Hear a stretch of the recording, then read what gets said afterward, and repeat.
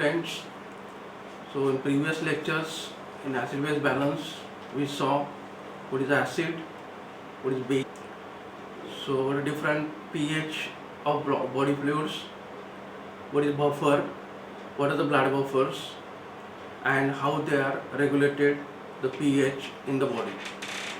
So the blood buffers, there are three buffers act as a blood buffers. First is bicarbonate, second phosphate and third is protein buffer. So out of this, the bicarbonate buffer is most important buffer in the body because of its high concentration. So it regulates the blood pH in the body. So the blood buffers act as a first line of defense against change in acid base balance in the body. So today we will discuss about role of lungs and kidney in regulation of blood pH. So the lungs act as a second line of defense and kidney act as a third line of defense. So first we'll see what is the role of lungs in regulation of blood pH. So the second line of defense against acid base disturbance is by regulating the concentration of carbonic acid in the blood and other body fluids by the lungs. The respiratory center regulates the removal or retention of carbon dioxide and thereby carbonic acid from the extracellular fluid by the lungs.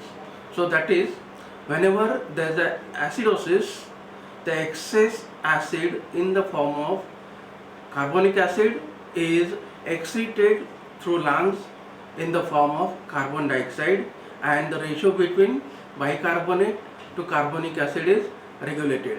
While whenever there is alkalosis, the concentration of bicarbonate increases. So whenever there is alkalosis, there is a retention of carbon dioxide by the lungs. So whenever there is a retention of carbon dioxide, the concentration of carbonic acid increases. So the ratio between carbonic acid and bicarbonate ion remains constant whenever there is a alkalosis.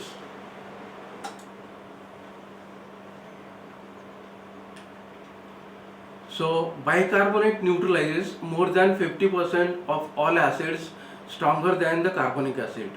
So if you see this, the bicarbonate ions combines with the H plus ions.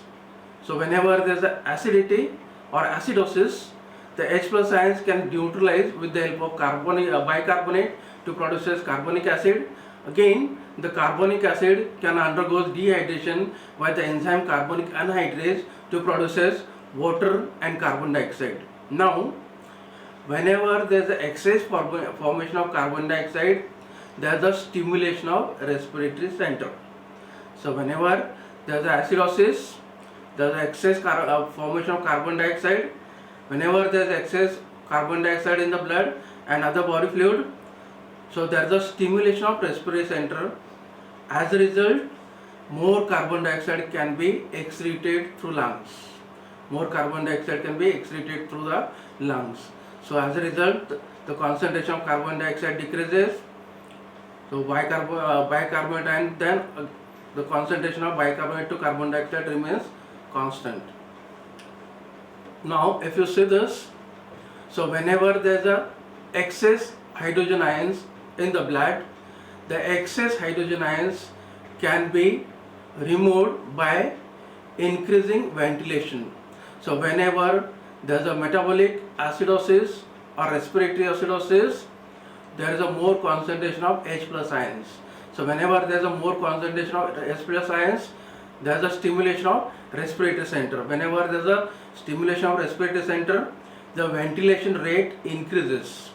So this ventilation rate increases, it is more than 0 to 15 times of the normal. So in this condition, whenever there is acidosis, the rate and depth of the ventilation rate increases. Whenever the rate and depth increases, it is called Kusumal breathing. So it is called Kusumal breathing. So whenever the ventilation rate increases, the excess carbon dioxide can be excreted through the lungs. As a result, the H plus ions comes to the normal. Again, Whenever the H plus ions concentration again decreases, so there is the retention of carbon dioxide. So there is an inhibition of respiratory ventilation. As a result, inhibition of respiratory ventilation, there is a retention of carbon dioxide. So as a result, the concentration of H plus ions again increases and the ratio comes to the normal. So when the rate of ventilation is increased, excess acid in the form of carbon dioxide is quickly removed. Similarly, when the rate of ventilation is decreased, the acid in the form of carbon dioxide is added to neutralize the excess alkali. So this is about the role of lungs in regulation of blood pH. So basically the role of lungs in regulation of blood pH is lungs maintain the denominator of bicarbonate buffer. So you know the bicarbonate buffer, the pair is bicarbonate to carbonic acid. So this carbonic acid is maintained by the lungs. So whenever there is acidosis, there is a stimulation of respiratory center. As a result, the concentration of carbon dioxide exhalation increases through lungs. So the H2CO3 concentration comes down. So as a result, the bicarbonate to carbonic acid ratio comes to the normal level. Again, whenever there is alkalosis, whenever there is a more concentration of bicarbonate ion, there is a retention of carbon dioxide in the lungs. As a result, the carbonic acid concentration increases and the ratio between bicarbonate to carbonic acid remains constant. This is the role of lungs in regulation of blood pH. So if you refer the previous question papers, this question comes many times in the final question paper. So in this, so first you have to write the pH of blood. So while writing the pH of blood, you have to write the range 7.35 to 7.45. Then write the role of lungs and role of kidney. So pH of blood carries 1 mark, role of lungs carries 3 marks and 6 marks for the role of kidney in regulation of blood pH. So the lungs act as a second line of defense against change in pH. The first line of defense is blood buffers, second line is lungs, and the third line is kidney. Now we will see the mechanism, renal mechanism in acid-base balance. So renal mechanism is the third line of defense in acid-base balance. So long-term acid-base control exerted by renal mechanism. So this happens by conservation of bicarbonate and exhalation of acid. So you know, whenever there is acidosis, the concentration of the carbonic acid increases. So whenever the concentration of carbonic acid increases, to neutralize this, body needs the bicarbonate.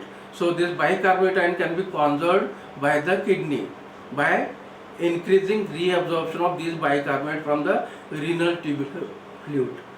And whenever there is acidosis, the excess acids are excreted by the kidney. So this is the role of kidney in regulation of blood pH. Basically, the function of kidney depends on conservation of bicarbonate and excretion of acid. So in acidosis, what happens? Excretion of acid is increased and base is conserved, while in alkalosis, the opposite occurs. So this ability to excrete variable amount of acid or base makes the kidney the final line of defense against change in body pH. So the question arises how this can occur in the body. So renal conservation of bicarbonate and excretion of acid occurs through 4 key mechanisms. So the first one is exchange of H plus ions for sodium ions of tubular fluid.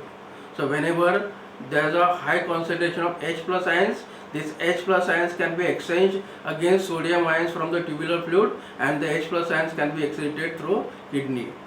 Then the second mechanism is reabsorption or reclamation of bicarbonate from tubular fluid. Then the third mechanism is formation of ammonia and excretion of ammonium ion in the body. So whenever the H plus ion concentration increases, the ammonia combines with H plus ions to produces ammonium ion, and this ammonium ion can be excreted through kidney. And the last one is excretion of H plus ions in the form of phosphoric acid.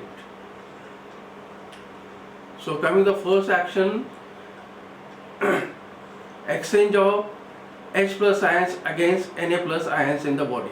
So you know, in the cells what happens whenever there is a metabolic process takes place, the formation of carbon dioxide takes place. The carbon dioxide combines with water to produce carbonic acid.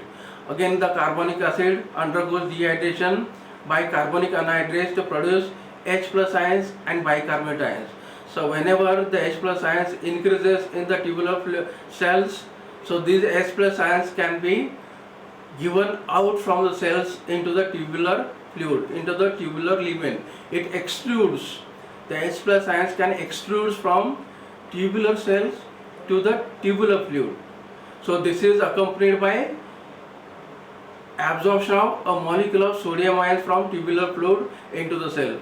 So to maintain electroneutrality in the body, what happens whenever there is a exchange of a molecule of hydrogen ion from the cells into the tubular fluid, so the cell can absorb a molecule of sodium ion from tubular fluid to the cell.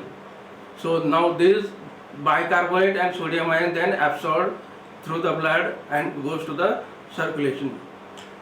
So this is the first action where there is a regulation of acid-base balance by kidney. So the action is exchange of H plus ions against Na plus ions. So exchange of H plus ions for Na plus ions for tubular fluid. H plus ions are formed in tubular epithelial cells from carbon dioxide and water, which extrudes into the tubular fluid in exchange of sodium ion present in the tubular fluid.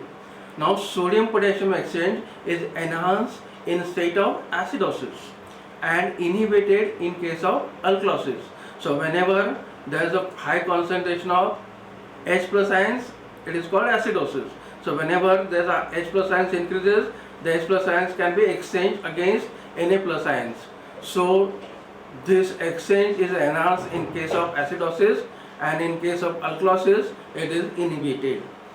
So the bicarbonate formed by dissociation of carbonic acid in the epithelial cells diffuse into the blood as accompanying ion to Na plus ion, and bicarbonate ion is thus conservation of bicarbonate ion.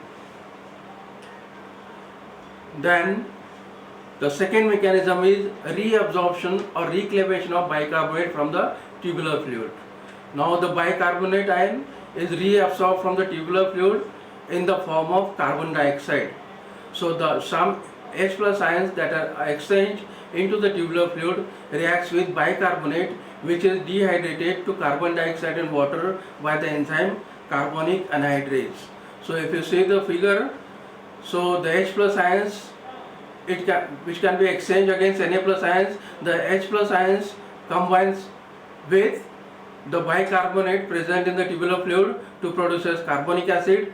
The carbonic acid undergoes dehydration by carbonic anhydrase to carbon dioxide and water. So this happens in the tubular fluid, in the tubular lumen. So whenever there is a high concentration of carbon dioxide in the tubular fluid, the carbon dioxide can readily diffuse from tubular fluid into the renal tubular cells.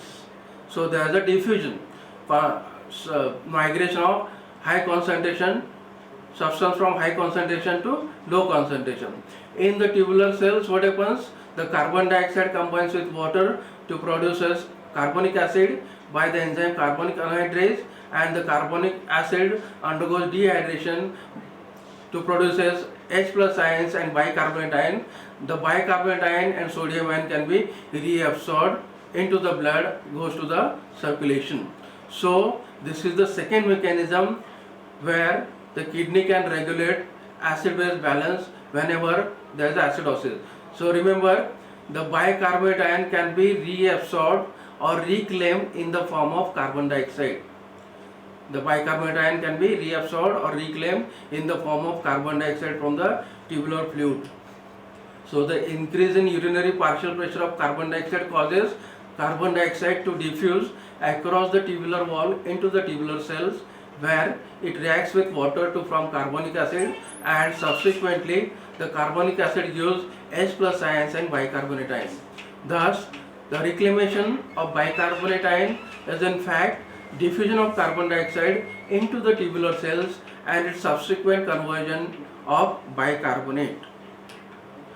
The extent of bicarbonate ion reabsorption parallels sodium ion reabsorption.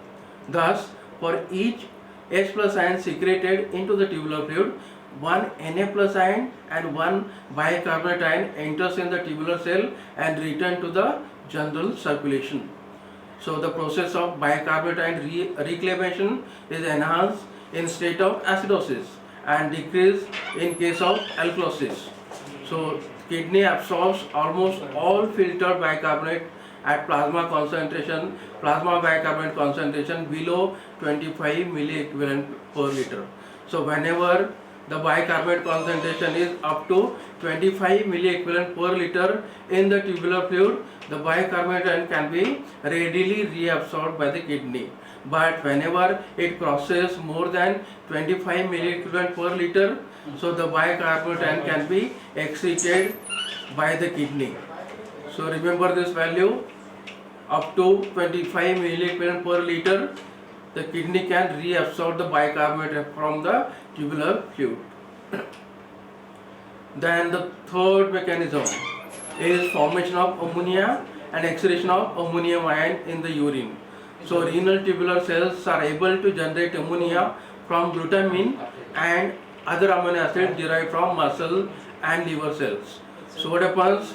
The tubular cells can accept glutamine. This glutamine comes from either muscle or liver. So whenever the glutamine comes in the renal tubular cells, the glutamine undergoes deamination to produces ammonia. So ammonia is a gas and diffuses readily across the cell membrane easily, and thus it trapped into the tubular urine and excreted with anions such as phosphate, chloride and sulfate. So say this. So the glutamine which comes from liver cells or muscle, the glutamine undergoes deamination by the enzyme glutaminase. So it removes ammonia and to produce glutamate. This ammonia can easily diffuse from tubular cells to the tubular fluid or tubular lumen. So in the tubular lumen,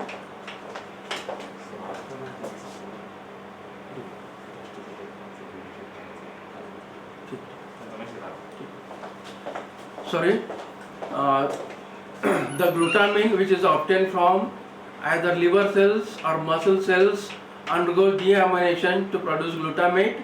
Now this ammonia which is produced during this deamination then readily crosses from tubular cells to the tubular lumen. In tubular lumen, the ammonia combines with the H plus ions. So the ammonia combines with the H plus ions to produce ammonium ion, and these ammonium ions are excreted in the form of ammonium sulfate, ammonium chloride or ammonium carbonate. So in normal individuals, the ammonium ion production in the tubular lumen accounts for excretion of approximately 60% of the H plus ions associated with non-volatile acid. So 60% of the hydrogen ions are excreted in the form of ammonium ions. So in chronic renal diseases, what happens? The kidneys are unable to produce sufficient ammonia. So due to which the ammonia does not buffers with the acids, and it may causes acidosis. So in renal tubular damage, in chronic renal diseases, kidneys are unable to produce ammonia. As a result, the ammonia cannot be combined with H plus ions. The excess ammonia cannot combine with H plus ions, and ammonium ion formation does not take place. So as a result, the excess acids can accumulate in the body, which may causes acidosis. So the rate of glutamine uptake from the blood and its utilization by the kidney depends on amount of acid which must be excreted to maintain normal pH. So whenever there is a acidosis, the glutamine uptake increases. But whenever there is alkalosis, the glutamine uptake decreases by the renal tubular cells. So as the level of H plus ions increases, glutamine uptake increases. During metabolic acidosis, excretion of ammonium ion by the kidney increases several fold. So whenever there is a metabolic acidosis, the excretion of H plus ions in the form of ammonium ions increases by the kidney. So the removal of H plus ions as the ammonium ion decreases the requirement for bicarbonate to buffer the urine. Now the last process in the kidney is excretion of H plus ion in the form of phosphoric acid in the urine. So the hydrogen ions secreted by kidneys into the tubular fluid in exchange of sodium ion are buffered by the salt of phosphates. So of phosphate buffer to produce phosphoric acid and are excreted as such in the urine. Accompanying ions are predominantly Na plus ions. So whenever there is a acidosis, the excess H plus ions combines with salt of phosphates to produce phosphoric acid, and the H plus ions can be excreted in the form of phosphoric acid. So if you say this, so whenever there is a acidosis, the H plus ions increases in the tubular fluid. So whenever the H plus ions increases in the tubular fluid, the H plus ions combines with the salt of phosphate, sodium salt of phosphate, to produce sodium dihydrogen phosphate. Now this sodium dihydrogen phosphate is excreted. H plus ions are excreted in the form of sodium dihydrogen phosphate in the urine. As a result, the pH is maintained in the body by the kidney. So this process depends on the amount of phosphate filtered by the glomerulus and the pH of urine. So whenever the kidney is functional, there is a filtration of phosphate in the renal tubular fluid. Now this phosphate combines with H plus ion to produce phosphoric acid and excreted in the urine. So acidemia increases phosphate excretion, and this thus provides additional buffer for reaction with H plus ions. So but whenever there is the decrease in glomerular filtration rate, whenever there is a decrease in GFR with renal disease, they may result in decreased concentration of salt of phosphate. As a result, the formation of phosphoric acid decreases and the H plus ions can be retained in the body, which may causes acidosis. So today we have discussed about role of lungs in acid-base balance and role of kidney in acid-base balance. Lungs act as a second line of defense, kidney act as the third line of defense. So lungs maintain acid-base balance by maintaining the concentration of carbonic acid, that is by maintaining the concentration of dissolved partial pressure of carbon dioxide, while the kidneys can maintain acid-base balance by maintaining the concentration of bicarbonate ions. So the bicarbonate ion concentration can be maintained by four ways, as I discussed earlier. So the first process is exchange of H plus ions against Na plus ions, reabsorption of bicarbonate ion from the tubular fluid, excretion of H plus ions in the form of phosphoric acid, and excretion of H plus ions in the form of ammonium ion. So whenever there is a renal tubular damage, the formation of ammonia decreases. As a result, it may causes acidosis. Whenever the GFR decreases, the salt of phosphate decreases in the tubular fluid, and the H plus ions cannot be excreted in the form of phosphoric acid. As a result, the H plus ions can accumulate in the body to produce acidosis. So these are the mechanism by which lungs and kidney can maintain acid-base balance in the body. So if you refer the previous question papers, this question has asked many times in the university question paper or any question paper. So you have to prepare. It is very simple. So first write the pH of blood, it is 7.35 to 7.45. Then write the role of lungs and write role of kidneys. In kidneys, it's having 4 mechanisms. Thank you.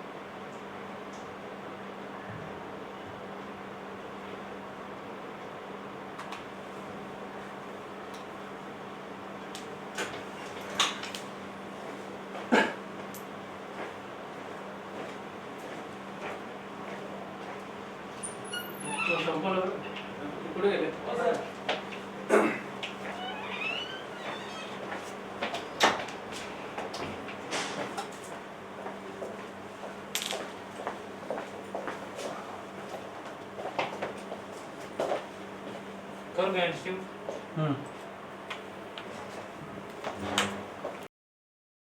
तुम्हारा